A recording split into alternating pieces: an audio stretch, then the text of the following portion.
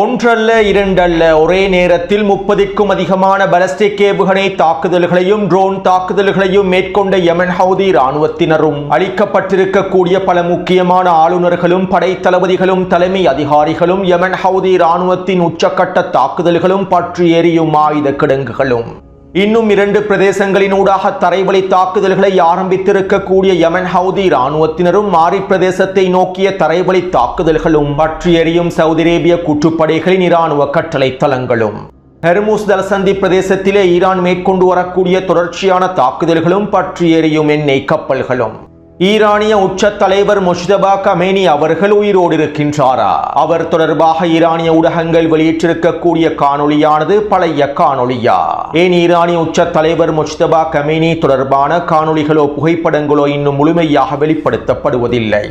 ஈரானிய உச்ச தேசிய பாதுகாப்பு சபையை தன்னுடைய முழுமையான கட்டுப்பாட்டுக்குள் கொண்டு வந்திருக்கக்கூடிய ஈரானிய உச்ச தலைவரும் உச்ச தேசிய பாதுகாப்பு சபையினுடைய செயலாளராக தெரிவு செய்யப்பட்டிருக்கக்கூடிய மொஹ்சன் ரஸாய் அவர்களும் அடுத்த கட்ட நகர்வுகளும் காசா மற்றும் லெபனானிய களநிலவரங்களும் ஹிஸ்புல்லா இராணுவத்தின் தாக்குதல்களும் நெட்டன்யாஹுவின் அறிவிப்புகளும்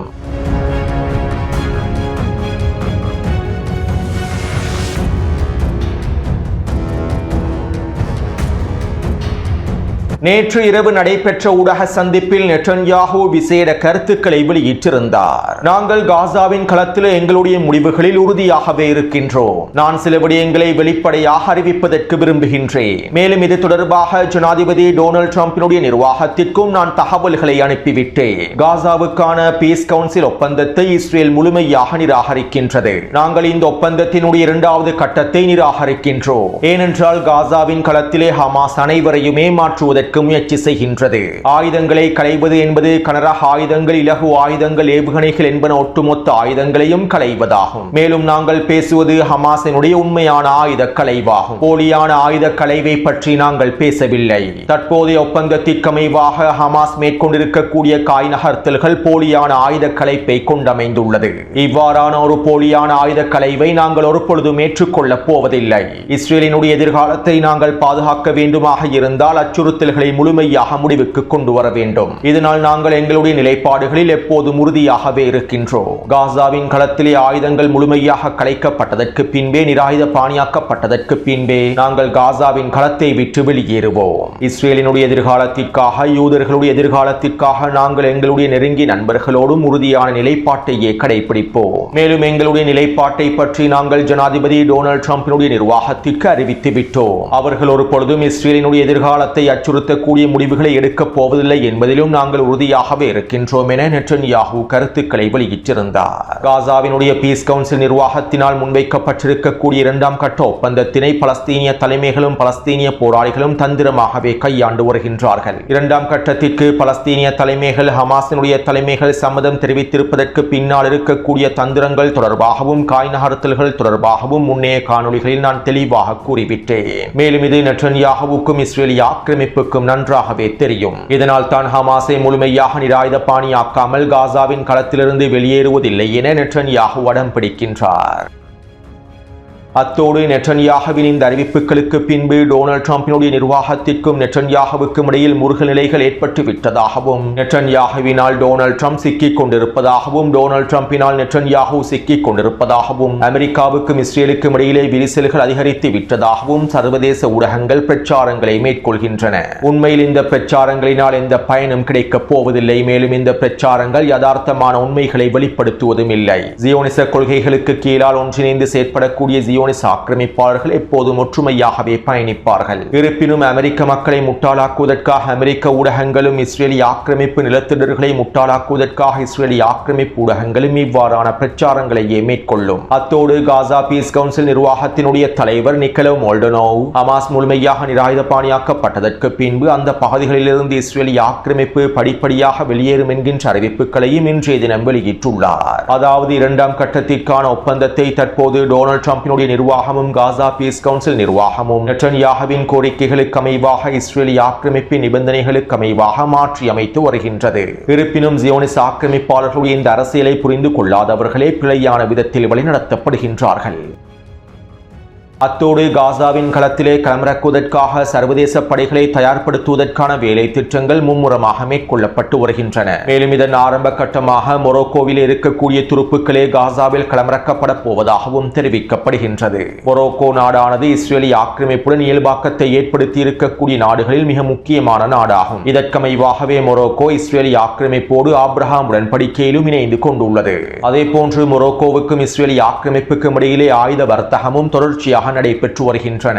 காசாவின் களத்திலே பலஸ்தீனிய மக்களோடு இனப்படுகொலைகளுக்கு காரணமாக இருக்கக்கூடிய அடிமை அரபு நாடுகளில் மொரோக்கோவும் மிக முக்கியமான இடத்தை பிடிக்கின்றது. எனவே இப்படியான நிலைமையிலேயே காசாவின் களத்திலே களமிறக்கப்பட போகும் ஆரம்ப கட்ட சர்வதேச படைக்குழுக்களில் மொரோக்கோவையே இஸ்ரேலி ஆக்கிரமிப்பு அங்கீகரித்துள்ளது. இதற்கமைவாக தற்போது காசாவினுடைய எல்லை கருகாமையில் மொரோக்கோ துருப்புக்களை களமிறக்குவதற்கான விசேட கட்டளை தளம் ஒன்றை அமைக்கப் போவதாகவும் தெரிவிக்கப்படுகின்றது. அதாவது 500 தொடக்கம் 1000 வரையிலான மொரோக்கோ துருப்புக்களை குறித்த பகுதியில் களமிறக்கப் போவதாக தெரிவிக்கப்படுகின்றது. மொரோக்கோவுக்கும் இஸ்ரேலி ஆக்கிரமிப்புக்கும் இடையிலே இருக்கக்கூடிய ஆப்ரஹாம் உடன்படிக்கைக்கு அமைவாக மொரோக்கோ துருப்புக்கள் என இஸ்ரேலி ஆக்கிரமிப்பின் கூலிப்படைகளையே களமிறக்கிவிட முடியும். இன்னும் ஒரு விதத்தில் குறிப்பிடுவதாக இருந்தால் சர்வதேச படைகள் என்று களமிறக்கப்பட போகும் மொரோக்கோ துருப்புக்களில் பெரும்பாலான துருப்புக்கள் இஸ்ரேலி ஆக்கிரமிப்பின் கூலிப்படைகளாகவே இருக்கப் போகின்றார்கள். அடுத்து நேற்று காலையில் இஸ்ரேலி ஆக்கிரமிப்பு தெற்கு லெபனான் பிரதேசத்திலே மீண்டும் தரைவழி தாக்குதல்களை ஆரம்பித்தது. நபட்டியாவினுடைய தெற்கு பிரதேசமான அலியல் தாஹிர் மலைத்தொடர் பகுதியில் இருந்து மீண்டும் முன்னேறுவதற்கான தரைவழி தாக்குதல்களை இஸ்ரேலி ஆக்கிரமிப்பு ஆரம்பித்தது. இந்த தாக்குதல்களை தொடர்ந்து குறித்த பிரதேசத்திலே ஹிஸ்புல்லா இராணுவத்தினரும் பதிலடி தாக்குதல்களை மேற்கொண்டிருந்தார்கள். இதற்கமைவாக அலியல் தாஹிர் மலையுச்சி பிரதேசத்திற்கு அருகாமையில் இருக்கக்கூடிய படைகளை இலக்கு வைத்து கவசதிர் பேவுகணை தாக்குதல்களும் ட்ரோன் தாக்குதல்களும் மேற்கொள்ளப்பட்டிருப்பதாகவும் வைக்கப்பட்டிருக்கக்கூடிய தாக்குதல்களில் பல இஸ்ரேலி ஆக்கிரமிப்பு சிப்பாய்கள் சிக்கியிருப்பதாகவும் இதனால் 10க்கும் அதிகமான சிப்பாய்கள் கொல்லப்பட்டும் படுகாயங்களுக்கு உள்ளாக்கப்பட்டிருக்கலாம் என்றும் தெரிவிக்கப்படுகின்றது. அதே நேரம் ஹிஸ்புல்லா இராணுவத்தினுடைய தாக்குதல்களினால் 2 இஸ்ரேலி ஆக்கிரமிப்பு அதிகாரிகள் படுகாயமடைந்திருப்பதாகவே இஸ்ரேலி ஆக்கிரமிப்பு இராணுவம் ஒப்புக்கொண்டுள்ளது. அத்தோடு ஹிஸ்புல்லா இராணுவத்தின் இந்த தாக்குதல்களை தொடர்ந்து இஸ்ரேலி ஆக்கிரமிப்பினுடைய கோரிக்கைகளுக்கு அமைவாக லெபனானிய அரசாங்கம் அலியல் தாஹிர் மலையுச்சி பிரதேசத்திற்கு அருகாமையில் இருந்து ஹிஸ்புல்லா இராணுவத்தினர் முழுமையாக வெளியேறிவிட வேண்டும் என கோரிக்கைகளை முன்வைத்திருந்தார்கள். இஸ்ரேலி ஆக்கிரமிப்பு தரைவழி தாக்குதல்களை ஆரம்பித்ததும் ஹிஸ்புல்லா இராணுவத்தினர் பதிலடி தாக்குதல்களை மேற்கொண்டார்கள். இந்த பதிலடி தாக்குதல்களை தடுத்து நிறுத்துவதற்காக லெபனானிய அரசாங்கம் தற்போது ஹிஸ்புல்லா இராணுவத்தை குறித்த பகுதியிலிருந்து வெளியேறுமாறு குறிப்பிட்டுள்ளது. இருப்பினும் ஹிஸ்புல்லா இராணுவத்தினர் லெபனானிய அரசாங்கத்தினுடைய இந்த கோரிக்கைகளை நிராகரித்துள்ளார்கள். நாங்கள் அலியல் தாஹிர் மலையுச்சி பிரதேசத்திலிருந்து வெளியேறினால் லெபனானிய அரசு இராணுவத்தினால் குறித்த மலையுச்சி மூலோபாய பிரதேசத்தை பாதுகாக்கவே முடியாது. இஸ்ரேலி ஆக்கிரமிப்பு குறித்த பிரதேசத்திற்குள்ளே இலகுவாக முன்னேறிவிடும். பின்பு லெபனானிய அரசு இராணுவமும் பின்வாங்கிவிடும். இதனால் நாங்கள் ஒரு பொழுதும் அலியல் தாஹிர் மலையுச்சி பிரதேசத்திலிருந்து வெளியேறப் போவதில்லை என்றும் எங்களுடைய பதிலடி தாக்குதல்களை நிறுத்தப் போவதில்லை என்றும் ஹிஸ்புல்லா இராணுவத்தினுடைய தலைமைகள் லெபனானிய அரசாங்கத்திடம் தெரிவித்துள்ளார்கள். அடுத்து ஈரானிய உச்ச தேசிய பாதுகாப்பு சபையினுடைய பிரதிநிதிகளில் ஒருவராக ஈரானினுடைய ARGC இராணுவத்தின் முன்னாள் தளபதியாக செயற்பட்ட மேஜர் ஜெனரல் மொஹசன் ரசாய் அவர்கள் தெரிவு செய்யப்பட்டிருந்தார். ஈரானிய உச்ச தலைவர் முஜ்தபா கமேனி அவர்கள் ஈரானிய உச்ச தேசிய பாதுகாப்பு சபையில் இருக்கக்கூடிய தன்னுடைய பிரதிநிதியாக IRGC இராணுவத்தினுடைய தளபதி மேஜர் ஜெனரல் மொஹசன் ரசாய் அவர்களை தெரிவு செய்தார். நேற்றைய காணொலியில் இவை தொடர்பாக நான் தெளிவாக குறிப்பிட்டிருந்தேன். மேலும் மொஹசன் ரசாய் அவர்கள் ஈரானிய உச்ச தேசிய பாதுகாப்பு சபையினுடைய தலைவராக தெரிவு செய்யப்படும் வாய்ப்புகள் இருப்பதாகவும் இதற்கான வேலை திட்டங்கள் மேற்கொள்ளப்பட்டு வருவதாகவும் நேற்றைய காணொலியில் குறிப்பிட்டிருந்தேன். எனவே இதற்கமைவாக தற்போது ஈரானிய உச்ச தேசிய பாதுகாப்பு சபையின் செயலாளராக மொஹசன் ரசாய் அவர்கள் தெரிவு செய்யப்பட்டுள்ளார். ஈரானிய உச்ச தேசிய பாதுகாப்பு சபையினுடைய செயலாளர் ஜனாதிபதியினால் நேரடியாக தெரிவு செய்யப்படுவார். மேலும் அவ்வாறு தெரிவு செய்யப்படுபவரை ஈரானிய உச்ச தலைவர் தன்னுடைய பிரதிநிதியாகவும் அறிவிப்பார். இதற்கமைவாகத்தான் ஈரானிய ஜனாதிபதி மசூத் பெதஷ்கியான் ஈரானினுடைய உச்ச தேசிய பாதுகாப்பு சபையினுடைய தலைவராக முகமது பாகர் ஜோல்கதர் அவர்களை தெரிவு செய்திருந்தார். அலில் அர்ஜானி அவர்கள் படுகொலை செய்யப்பட்டதற்கு பின்பே மசூத் பெதஷ்கியான் முகமது பாகர் ஜோல்கதர் அவர்களை நியமித்தார். மேலும் ஈரானிய உச்ச தலைவராக முஜ்தபா கமேனி அவர்கள் புதிதாக பதவியேற்றதற்கு பின்பு ஈரானிய உச்ச தேசிய பாதுகாப்பு சபையினுடைய செயலாளர் தொடர்பாக எந்த விதமான முடிவுகளையும் எடுத்திருக்கவில்லை. மேலும் ஜோல்கதர் அவர்களை தன்னுடைய பிரதிநிதியாகவே அவரும் அறிவித்திருந்தார். இப்படியான நிலைமையிலேயே ஈரானிய உச்ச தலைவரின் அதிரடியான காய் நகர்த்தல்களுக்கு அமைவாக தற்போது ஜோல்கதர் அவர்கள் பதவியிலிருந்து நீக்கப்பட்டு IRGC இராணுவத்தினுடைய முன்னாள் தளபதியாக செயற்பட்ட மொஹசன் ரசாய் அவர்கள் தெரிவு செய்யப்பட்டுள்ளார். உண்மையில் ஈரானிய உச்ச தேசிய பாதுகாப்பு சபை என்பது முக்கியமான முடிவுகளை எடுக்கக்கூடிய களமாகும். ஈரானிய உச்ச தேசிய பாதுகாப்பு சபையில் மசூத் பெதஷ்கியானுக்கு ஆதரவான பிரதிநிதிகள் இருந்ததன் விளைவாகவே அமெரிக்காவுடனான புரிந்துணர்வு ஒப்பந்தத்திற்கான வாக்கெடுப்பில் குறித்த புரிந்துணர்வு ஒப்பந்தத்தினை நிறைவேற்றுவதற்கான சில ஆதரவுகளும் கிடைக்கப் பெற்றிருந்தன. ஈரானிய உச்ச தலைவர் முஜ்தபா கமேனி அவர்கள் பதவியேற்றதிலிருந்து வெளியே வராததன் காரணத்தினால் இவை தொடர்பான நிலைப்பாடுகளில் சில மாற்றங்களை அவரால் அவசரமாக மேற்கொள்ள முடியவில்லை. எனவே இவற்றை பயன்படுத்திய மசூத் பெதஷ்கியானுடைய அரசாங்கம் காய் நகர்த்தல்களை மேற்கொண்டிருந்தது. இருப்பினும் தற்போது ஈரானிய உச்ச தலைவர் முஜ்தபா கமேனி அவர்கள் தரமான காய் நகர்த்தல்களை மேற்கொண்டு ஈரானிய உச்ச தேசிய பாதுகாப்பு சபையை தன்னுடைய முழுமையான கட்டுப்பாட்டுக்குள் கொண்டு வந்துள்ளார்.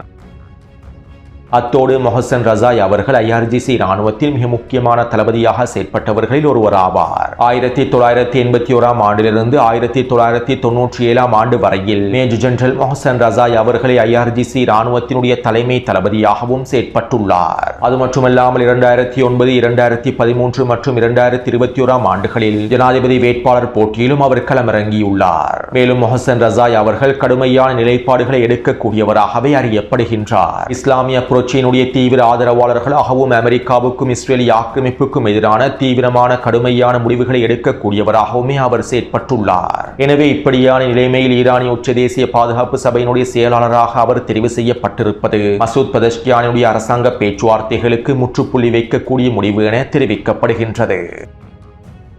அத்தோடு ஹெர்மோஸ் ஜலசந்தி பிரதேசம் முழுமையாக இழுத்து மூடப்பட்டிருப்பதனால் ஈரான் தொடர்ச்சியான தாக்குதல்களை மேற்கொண்டு வருவதனால் எண்ணெய் விலையானது தற்போது மீண்டும் படிப்படியாக அதிகரிக்க துவங்கிவிட்டது. கடந்த 2 நாட்களுக்குள் மாத்திரம் எண்ணெய் விலையானது $6 அதிகரித்திருப்பதாகவும் ஊடகங்கள் குறிப்பிட்டுள்ளன. மேலும் இந்த நிலைமை இன்னும் ஒரு வாரத்திற்கு நீடிக்குமாக இருந்தால் எண்ணெயினுடைய விலையானது $100 தாண்டிவிடும் என்றும் அமெரிக்க ஆய்வாளர்கள் தெரிவித்துள்ளார்கள். இப்படியான நிலைமையிலேயே இன்று அதிகாலை ஹெர்மோஸ் ஜலசந்தி பிரதேசத்தில் ஈரான் ஒரு எண்ணெய் கப்பல் ஒன்றை இலக்கு வைத்தும் தாக்குதல்களை மேற்கொண்டிருந்தது. இந்த தாக்குதலினால் குறித்த எண்ணெய் கப்பல் தீப்பற்றி எரிந்துள்ளது. இவற்றை உறுதிப்படுத்தக்கூடிய காணொளிகளை டெலிகிராம் சேனலில் பதிவிட்டுள்ளேன். ஐக்கிய அரபு அமீரகத்திற்கு சொந்தமான ஷெடோ கப்பல் ஒன்றை இலக்கு வைத்து இந்த தாக்குதல் மேற்கொள்ளப்பட்டிருப்பதாகவும் தெரிவிக்கப்படுகின்றது. மேலும் இந்த கப்பலில் இருந்து அதிகளவான எண்ணெய் தற்போது கசிவடைந்து வருவதாகவும் தகவல்கள் வெளியாகியுள்ளன. அடுத்து ஈரானிய உச்ச தலைவர் முஜ்தபா கமேனி அவர்கள் உயிரோடு இல்லை, அவர் கொல்லப்பட்டு விட்டார் என பல போலி செய்திகள் சர்வதேச ஊடகங்களின் மூலமாகவும் இஸ்ரேலிய ஆக்கிரமிப்பு ஊடகங்களின் மூலமாகவும் வெளிப்படுத்தப்பட்டு வருகின்றன. இந்த போலி செய்திகள் தொடர்பாக நான் முன்னே காணொளிகளிலும் பல விடயங்களை தெளிவாக குறிப்பிட்டுள்ளேன். ஈரானிய உச்ச தலைவர் முஜ்தபா கமேனி அவர்கள் இருக்கக்கூடிய இடத்தினை கண்டுபிடிக்க முடியாதன் விளைவாகவே அமெரிக்காவும் இஸ்ரேலிய ஆக்கிரமிப்பும் இவ்வாறான செய்திகளை திட்டமிட்டு பரப்புகின்றன. மேலும் இந்த சந்தர்ப்பத்திலே முஜ்தபா கமேனி அவர்கள் உயிரோடு தான் இருக்கின்றார்கள் என்பதை நிரூபிப்பதற்காக ஈரானும் தன்னுடைய பதில்களை வழங்க வேண்டும். இதன் போது ஏதாவது ஒரு காணொலியையோ புகைப்படத்தையோ ஈரானியர்கள் வெளியிட்டுவிட மாட்டார்களா என்று அமெரிக்காவும் இஸ்ரேலிய ஆக்கிரமிப்பும் காத்துக் கொண்டிருக்கின்றது. இப்படியான நிலைமையிலேயே ஈரானிய உச்ச தலைவர் முஜ்தபா கமேனி அவர்கள் தன்னுடைய சக தோழர்களோடு கலந்துரையாடல்களை மேற்கொண்டு வருவது போன்ற காணொலி ஒன்றை ஈரானிய ஊடகம் ஒன்று வெளியிட்டிருந்தது. மேலும் குறித்த காணொலியானது புதிய காணொலி என குறித்த ஊடகம் தெரிவிக்கவில்லை. இருப்பினும் ஈரானிய உச்ச தலைவர் முஜ்தபா கமேனி அவர்களை காண்பித்திருக்கக்கூடிய குறித்த காணொலியானது பழைய காணொலியாகும். ஈரானிய ஊடகங்கள் குறிப்பிடாவிட்டாலும் குறித்த காணொலியானது பழைய காணொலி என்பதனை எங்களுக்கு இலகுவாக தீர்மானித்து விட முடியும். ஏனென்றால் இவ்வளவு நாளாக பாதுகாப்பாக இருந்துவிட்டு தற்போது ஈரானிய உச்ச தலைவர் தொடர்பான காணொலிகளை வெளியிடுவதற்கு ஈரானியர்கள் ஒன்றும் முட்டாள்கள் அல்ல. அதாவது புதிய தொழில்நுட்பங்களை பயன்படுத்தி காணொலிகளில் இருக்கக்கூடிய இருப்பிடங்களையும் புகைப்படங்களில் இருக்கக்கூடிய இருப்பிடங்களையும் குறித்த காணொலி தொடர்பான ஏனைய தகவல்களையும் கண்டுபிடித்து விட முடியும். மேலும் ஒரு காணொலியில் பேசப்படக்கூடிய விடயங்களை வைத்து அதனுடைய சத்தத்தை வைத்தும் சில விடயங்களை அவர் இருக்கக்கூடிய இடங்களை கண்டுபிடித்து விட முடியும். எனவே இவ்வாறு நவீன தொழில்நுட்பங்கள் பயன்படுத்தக்கூடிய இந்த காலப்பகுதியில் ஒருபொழுதும் ஈரானிய உச்ச தலைவர் இருக்கக்கூடிய இடம் தொடர்பான புதிய காணொலிகளை ஈரானிய தரப்பினர் வெளியிட மாட்டார்கள். அவ்வாறு வெளியிட்டால் ஈரானிய உச்ச தலைவர் முஜ்தபா கமேனி அவர்கள் இருக்கக்கூடிய இடத்தினை அமெரிக்காவும் இஸ்ரேலிய ஆக்கிரமிப்பும் கண்டுபிடித்துவிடும். எனவே வெளியிடப்பட்டிருக்கக்கூடிய காணொலி பழைய காணொலியாகும். மேலும் ஈரானிய உச்ச தலைவர் முஜ்தபா கமேனி அவர்கள் பாதுகாப்பாகத்தான் இருக்கின்றார். அடுத்து யமன் ஹவுதி இராணுவத்தினர் யாரும் எதிர்பார்க்காத வகையில் ருத்ர தாண்டவ தாக்குதல்களையே மேற்கொண்டு வருகின்றார்கள். நேற்றிரவு ஹுதைதாவினுடைய தெற்கு பிரதேசத்தில் இருக்கக்கூடிய மிக முக்கியமான மூலோபாய பிரதேசமான அல் மோகா பிரதேசத்தை இலக்கு வைத்து ஒரே நேரத்தில் 30க்கும் அதிகமான பலஸ்டிக் ஏவுகணை தாக்குதல்களையும் டசன் கணக்கான ட்ரோன் தாக்குதல்களையும் யமன் ஹவுதி இராணுவத்தினர் மேற்கொண்டிருந்தார்கள். குறித்த வரைபடத்தில் நீல நிற வளையத்தினால் காண்பிக்கப்பட்டிருக்கக்கூடிய பிரதேசமே அல் மோகா பிரதேசமாகும். இந்த பிரதேசம் சவுதி அரேபிய ஆதரவு NSF படைப்பிரிவுகளுடைய மிக முக்கியமான பிரதேசமாகும். துறைமுகமாகும். நேற்றைக்கு முன்தினமும் குறித்த பிரதேசத்தில் இருக்கக்கூடிய மூகா துறைமுகத்தை இலக்கு வைத்தும் குறித்த துறைமுகத்தில் இருக்கக்கூடிய கப்பல்களை இலக்கு வைத்துமே தாக்குதல்களை மேற்கொண்டிருந்தார்கள். இப்படியான நிலைமையிலேயே நேற்றிரவு குறித்த அல்மோகா பிரதேசத்திலே சவுதி அரேபியாவுடைய அதிகாரிகள் தங்கியிருக்கக்கூடிய வீடுகளை இலக்கு வைத்தும் சவுதி அரேபிய ஆதரவு கூட்டுப்படையினுடைய அதிகாரிகளும் தளபதிகளும் ஆளுநர்களும் தங்கியிருக்கக்கூடிய வீடுகளை இலக்கு வைத்தும் யமன் ஹவுதிகள் தாக்குதல்களை மேற்கொண்டிருந்தார்கள். குறித்த பகுதியில் இருக்கக்கூடிய இராணுவ தளங்களை இலக்கு வைத்து யமன் ஹவுதிகள் தாக்குதல்களை மேற்கொண்டு வருவதனால் இந்த சவுதி அரேபிய அடிமை அதிகாரிகள் அவர்களுடைய வீடுகளுக்குள்ளே பதுங்கியிருந்துள்ளார்கள். இப்படியான நிலைமையிலேயே ஒரே நேரத்தில் யமன் ஹவுதி இராணுவத்தினர் 30க்கும் அதிகமான ஏவுகணை தாக்குதல்களையும் ட்ரோன் தாக்குதல்களையும் மேற்கொண்டு குறித்த தளபதிகளுடைய அதிகாரிகளுடைய ஆளுநர்களுடைய வீடுகளை இலக்கு வைத்து தாக்குதல்களை மேற்கொண்டுள்ளார்கள். இந்த தாக்குதல்களிலே சவுதி அரேபிய அதிகாரிகள் மிக முக்கியமான 8 அதிகாரிகள் கொல்லப்பட்டிருப்பதாகவும் சவுதி அரேபிய கூட்டுப்படையினுடைய 3 அதிகாரிகள் அளிக்கப்பட்டிருப்பதாகவும் தெரிவிக்கப்படுகின்றது. மேலும் இந்த தாக்குதலிலே ஹுதைதாவின் தெற்கு பிரதேசத்தில் இருக்கக்கூடிய மிக முக்கியமான ஆளுநர் ஒருவர் மாத்திரமே உயிர் தப்பியுள்ளார். அதே நேரம் யமனின் தெற்கு பிரதேசத்தில் இருக்கக்கூடிய 2 ஆளுநர்கள் அளிக்கப்பட்டிருப்பதாகவும் தெரிவிக்கப்படுகின்றது. அத்தோடு இந்த தாக்குதல்களை தொடர்ந்து அல்மோகா பிரதேசத்தில் இருக்கக்கூடிய இன்னும் ஒரு ஆயுத கிடங்கொன்று இலக்கு வைத்தும் யமன் ஹவுதிகள் தாக்குதல்களை மேற்கொண்டுள்ளார்கள். இந்த தாக்குதலினால் குறித்த ஆயுத கிடங்கானது முழுமையாக தீக்கிரையாக்கப்பட்டுள்ளது. ஆயுத கிடங்குகளை இலக்கு வைத்து தாக்குதல்களை மேற்கொள்ளும் போது குறித்த ஆயுத கிடங்குகளுடைய நுழைவாய்களை இலக்கு வைத்து யமன் ஹவுதிகள் தாக்குதல்களை மேற்கொள்வார்கள். ஆயுத கிடங்குகளின் நுழைவாயில் இலக்கு வைக்கப்படும் சந்தர்ப்பத்தில் ஆயுத கிடங்குகளுக்குள்ளே இருக்கக்கூடிய வெடிமருந்துகள் இலகுவாக தீப்பற்றிவிடும். இதன் மூலமாக குறித்த கிடங்குகளுக்குள்ளே வெடிப்பானது இலகுவாக ஏற்படுத்தப்பட்டுவிடும். சாதாரணமாக ஒரு ஏவுகணையையும் ட்ரோனையும் பயன்படுத்தி ஆயுத கிடங்குகளுடைய நுழைவாயிலை இலக்கு வைக்க முடியும். இவ்வாறு ஆயுத கிடங்குகள் இலக்கு வைக்கப்பட்டால் அதற்குள்ளே இருக்கக்கூடிய ஒட்டுமொத்த ஆயுதங்களும் முழுமையாக அளிக்கப்படுவதற்கான வாய்ப்புகளே இருக்கின்றன. மேலும் யமன் ஹவுதி இராணுவத்தினர் இலக்கு வைத்திருக்கக்கூடிய ஆயுத கிடங்குகள் இராணுவ கட்டளை தளங்களுக்குள்ளே வைக்கப்பட்டிருக்கக்கூடிய ஆயுத கிடங்குகளாகும். இந்த ஆயுத கிடங்குகள் மலைப்பகுதிகளுக்குள்ளே உருவாக்கப்பட்டிருக்கக்கூடிய ஆயுத கிடங்குகள் அல்ல. இதனால் யமன் ஹவுதி இராணுவத்தினர் இலகுவாக குறித்த ஆயுத கிடங்குகள் இலக்கு வைத்து தாக்குதல்களை மேற்கொள்கின்றார்கள். இதனாலேயே அல்மோகா பிரதேசத்தில் 2க்கும் அதிகமான ஆயுத கிடங்குகளை யமன் ஹவுதி இராணுவத்தினர் தீக்கிரையாக்கியுள்ளார்கள். மேலும் இது சவுதி அரேபியாவுக்கு மிகப்பெரிய பேரிழப்பையும் ஏற்படுத்தியுள்ளது. அத்தோடு நேற்றிரவு இந்த தாக்குதல்களை தொடர்ந்து யமனினுடைய தெற்கு பிரதேசமான ஏடன் பிரதேசத்தில் இருக்கக்கூடிய கடற்கரையோர பகுதிகளை இலக்கு வைத்தும் யமன் ஹவுதி இராணுவத்தினர் ட்ரோன் தாக்குதல்களை மேற்கொண்டிருந்தார்கள். குறித்த வரைபடத்திலே மஞ்சள் நிற புள்ளிகளினால் காண்பிக்கப்பட்டிருக்கக்கூடிய பிரதேசங்களிலேயே இந்த தாக்குதல்களை மேற்கொண்டிருந்தார்கள். இந்த தாக்குதல்களை தொடர்ந்து தாய்ஸினுடைய தெற்கு பிரதேசத்தினூடாகவும் அத்தாலி பிரதேசத்தினூடாகவும் அடுத்த கட்ட தரைவழி தாக்குதல்களையும் ஆரம்பித்தார்கள். அதாவது குறித்த வரைபடத்தில் இலக்கம் 3 காண்பிக்கப்பட்டிருக்கக்கூடிய பிரதேசத்தினூடாகவும் இலக்கம் 4 காண்பிக்கப்பட்டிருக்கக்கூடிய அத்தாலி பிரதேசத்தினூடாகவும் உச்சக்கட்ட தரைவழி தாக்குதல்களை ஆரம்பித்தார்கள். தற்போதும் குறித்த பிரதேசத்திலே உச்ச மோதல்கள் நடைபெற்று வருகின்றன.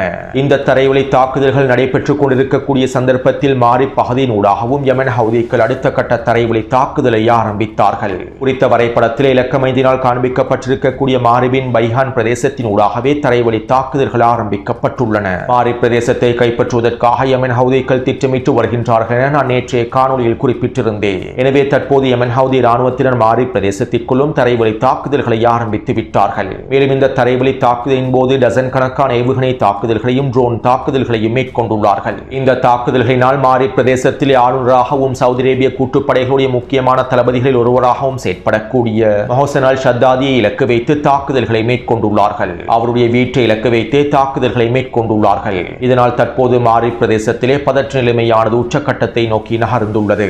மேலும் யமன் ஹவுதி இராணுவத்தினர் இன்று மாலையிலிருந்து மாரி பிரதேசத்திற்குள்ளே நுழைவதற்கான அடுத்த கட்ட தாக்குதல்களை ஆரம்பிக்கப் போவதாகவும் தெரிவிக்கப்படுகின்றது.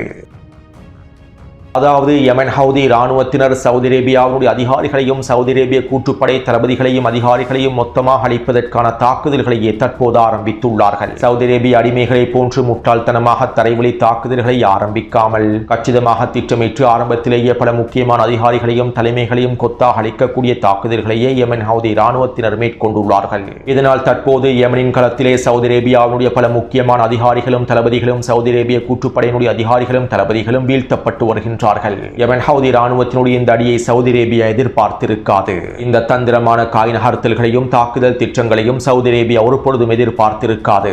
இதனால் தற்போது சவுதி அரேபியா யமனின் களத்தில் மிகப்பெரிய இழப்புகளையும் சந்தித்து வருகின்றது. மேலும் இந்த தாக்குதல்கள் தற்போது அடுத்த கட்டத்தை நோக்கி நகர்ந்து கொண்டிருக்கின்றன. யமன் ஹவுதி இராணுவத்தினர் கச்சிதமாக காய்களை நகர்த்தி ஒட்டுமொத்த தலைமைகளையும் கொத்தாக அளிப்பதற்கான வேலை திட்டங்களை முன்னெடுத்து வருகின்றார்கள். எனவே யமனினுடைய களமானது நினைத்து கூட பார்க்க முடியாத அளவுக்கு விரிவடைந்து செல்கின்றது. மேலும் சவுதி அரேபிய அடிமைகள் மிகப்பெரிய இழப்புகளை சந்தித்து வருகின்றார்கள். அத்தோடு இந்த காணொளி தொடர்பான கருத்துக்களை பதிவிடுங்கள். தொடர்ந்தும் என்னுடன் இணைந்திருங்கள். நன்றி, வணக்கம்.